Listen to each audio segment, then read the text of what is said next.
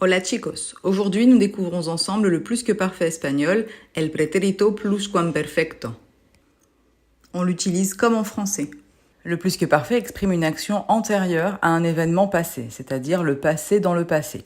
Par exemple, hier nous sommes allés au cinéma, action passée. Juste avant, nous avions mangé au restaurant, avions mangé, c'est une action antérieure au fait d'aller au cinéma, et elle est au plus que parfait. Comment se construit le plus que parfait ? Comme en français, on utilise un auxiliaire, haber, avoir, que l'on conjugue à l'imparfait, et on ajoute ensuite le participe passé.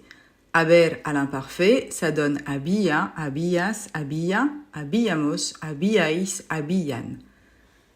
Le participe passé, nous l'avons déjà vu, c'est très simple. Pour les verbes en AR, on enlève la terminaison de l'infinitif et on ajoute ado. Pour les verbes en ER et IR, on enlève la terminaison de l'infinitif et on ajoute ido. Cela donne cantado pour le verbe cantar et comido pour le verbe comer. Deux différences importantes à connaître par rapport au français. La première, le participe passé ne s'accorde jamais, il est invariable. La deuxième, on utilise toujours l'auxiliaire haber, avoir, en espagnol. Regardons des exemples. Le verbe cantar. Yo había cantado, tú habías cantado, él había cantado, ce serait la même chose avec ella.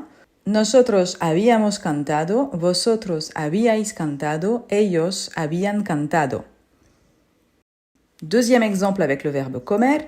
Había comido, habías comido, había comido, habíamos comido, habíais comido, habían comido. Il existe quelques participes passés irréguliers, revoyons rapidement les principaux.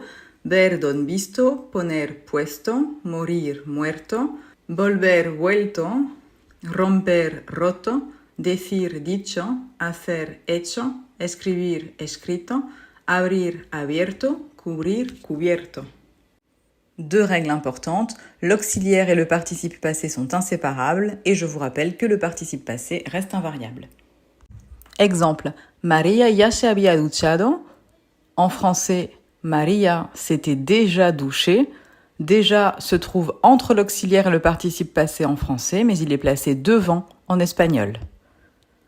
Nunca había visto esta chica antes. Je n'avais jamais vu cette fille avant. Même chose, nunca est placé en début de phrase.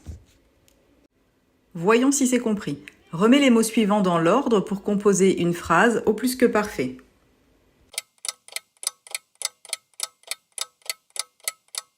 Marco no había puesto la mesa. C'est bien, on met no devant l'auxiliaire afin de ne pas le séparer du participe passé. Deuxième exemple.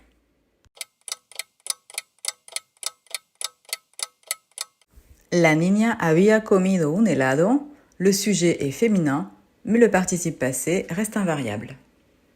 Cette leçon est terminée, tu peux désormais t'entraîner sur le site juegoyaprendo.org. Hasta luego!